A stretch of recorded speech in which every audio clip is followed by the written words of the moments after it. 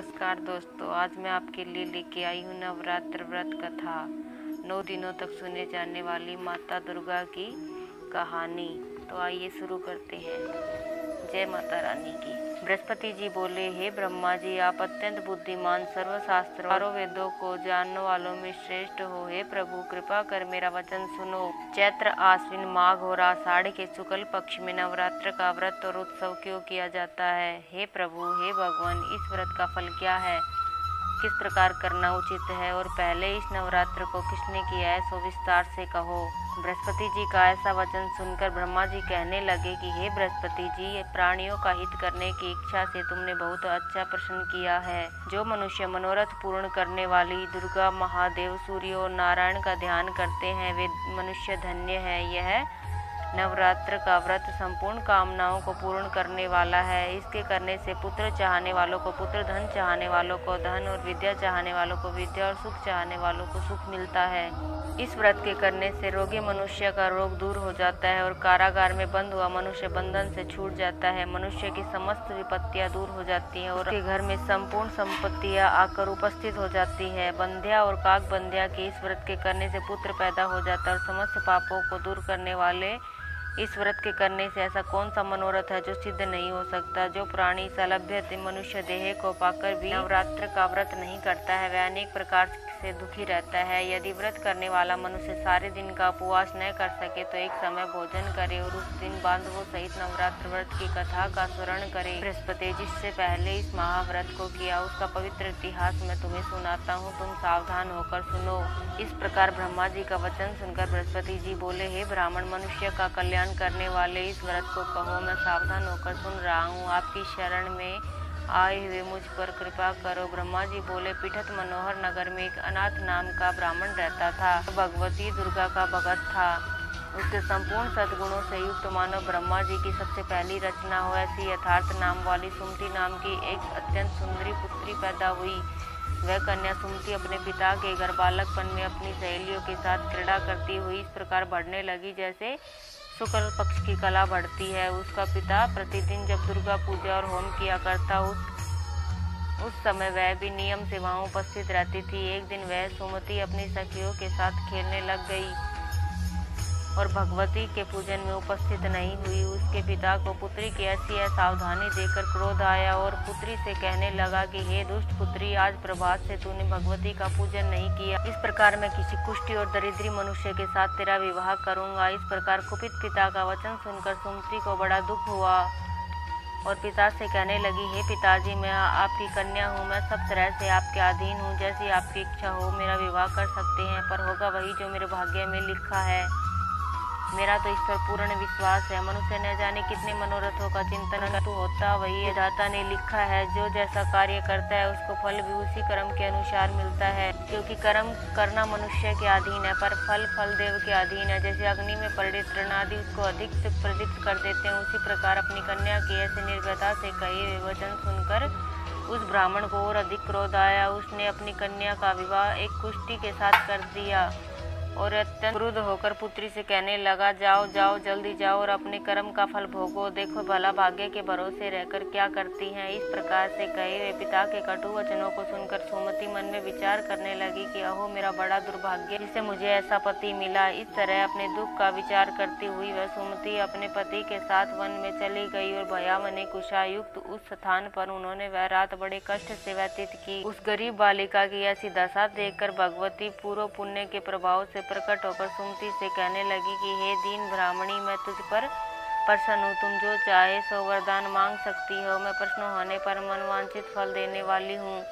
इस भगवती दुर्गा का वचन सुनकर ब्राह्मणी कहने लगी कि आप कौन है जो मुझ पर प्रसन्न हुई है? यह सब मुझसे कहो और अपनी कृपा दृष्टि से मुझ दीन दासी को कृतार्थ करो। ऐसा ब्राह्मणी का वचन सुनकर देवी कहने लगी कि मैं आदि शक्ति हूँ और मैं ही विद्या और सरस्वती हूँ। मैं प्रश्न होने पर प्राणियों का दुख दूर कर उसको सुख प्रदान करती हूँ। हे ब्राह्मणी, मैं तुझ पर तेरे पूर्व जन्म के पुण्य के प्रभाव से प्रसन्न हूँ। तुम्हारे पूर्व जन्म का वृत्तांत सुनाती हूँ, सुनो। तुम पूर्व जन्म में निषाद भील की स्त्री थी और अति पतिव्रता थी। एक दिन तेरे पति निषाद ने चोरी की। चोरी करने के कारण तुम दोनों को सिपाहियों ने पकड़ लिया और ले जाकर जेल खाने में कैद कर दिया। उन लोगों ने तुझे और तेरे पति को भोजन नहीं दिया।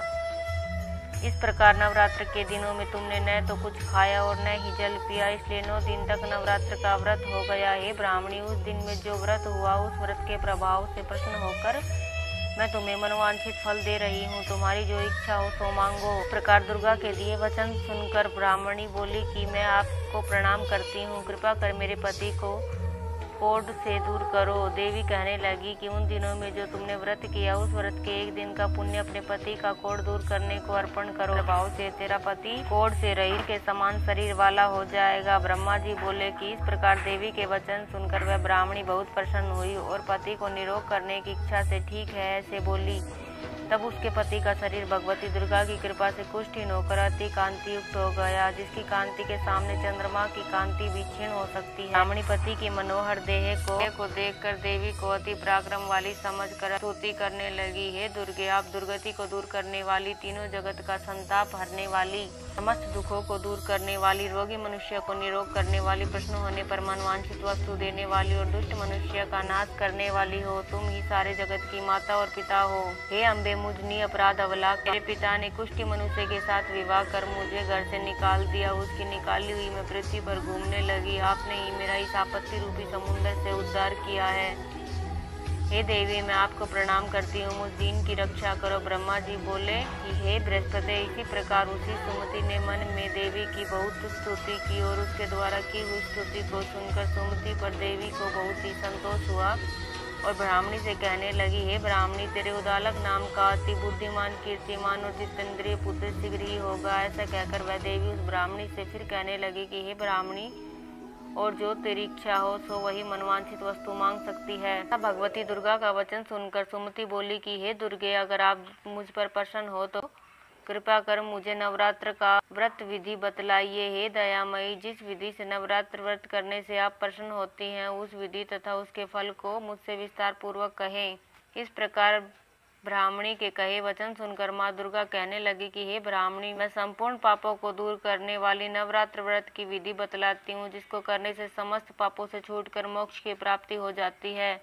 आश्विन मास में शुक्ल पक्ष की प्रतिपदा से लेकर 9 दिन तक विधि पूर्वक व्रत करें। यदि दिन भर का व्रत न कर सके तो एक समय भोजन करें। पढ़े लिखे ब्राह्मणों से पूछकर घट स्थापना करें और वाटिका बनाकर उसको प्रतिदिन जल से सींचे। महाकाली, महालक्ष्मी और महासरस्वती की मूर्तियां बनाकर उसको नित्य विधि सहित पूजा करें और पुष्पों से विधि पूर्वक अर्घ्य दे। बिजोरा के फूल सेने से रूप की प्राप्ति होती है और जायफल से कीर्ति तथा दाग से कार्य की सिद्धि होती है। आंवले से सुख और केले से भूषण की प्राप्ति होती है। इस प्रकार फलों से दे तथा विधि हवन करे। खांड, घी, शहद, जौ, तिल, बिल्व, नारियल, दाख और कदम से हवन करें। गेहूं से होम करने से लक्ष्मी की प्राप्ति होती है और खीर तथा चंपा के पुष्पों से धन और पत्तों से तेज एवं की प्राप्ति होती है। आंवले से कीर्ति और केले से भूषण होए, कमल से राज सम्मान और दाखों से सुख और संपत्ति की प्राप्ति होती है। खांड, घी, नारियल, शहद, जौ और तिल इन तथा फलों से होम करने से मनवांछित वस्तु की प्राप्ति होती है। करने वाला मनुष्य इस विधान से होम कर आचार्य को अत्यंत नम्रता के साथ प्रणाम करे और यज्ञ की सिद्धि के लिए उसे दक्षिणा दे। इस महाव्रत को करता है उसके सब मनोरथ पूर्ण हो जाते हैं, इसमें तनिक भी संशय नहीं है। दिनों में जो कुछ दान आदि दिया जाता है उसका करोड़ों गुना फल मिलता है। इस नवरात्र का व्रत करने से अश्वमेघ यज्ञ का फल मिलता है। हे ब्राह्मणी, संपूर्ण कामनाओं को पूर्ण करने वाले उत्तम व्रत को तीर्थ, मंदिर अथवा घर में विधि पूर्वक करें। ब्रह्मा जी बोले, हे बृहस्पति जी, इस प्रकार ब्राह्मणी को व्रत की विधि और फल बताकर देवी अंतर्ध्यान हो गई। जो पुरुष या स्त्री इस व्रत को भक्ति पूर्वक करता है वह इस लोक में सुख पाकर अंत में दुर्लभ मोक्ष को प्राप्त हो जाता है। हे बृहस्पति जी, यह दुर्लभ व्रत का मातम्य मैंने तुम्हारे लिए बतलाया है। ऐसे ब्रह्मा जी के वचन सुनकर बृहस्पति जी आनंद के कारण रोमांचित हो गए और ब्रह्मा जी से कहने लगे कि हे ब्राह्मण, आपने मुझ पर अति कृपा की जो अमृत के समान इस नवरात्र व्रत का मातम्य सुनाया। हे प्रभु, आपके बिना और कौन इस मातम्य को सुना सकता है। ऐसे बृहस्पति जी के वचन सुनकर ब्रह्मा जी बोले, हे बृहस्पति, तुमने सब प्राणियों का हित करने वाले इस अलौकिक व्रत को पूछा, इसलिए तुम धन्य हो। भगवती शक्ति संपूर्ण लोकों का पालन करने वाली है। इस महादेवी के प्रभाव को कौन जान सकता है। बोलो माँ जगत जननी दुर्गे भवानी की जय।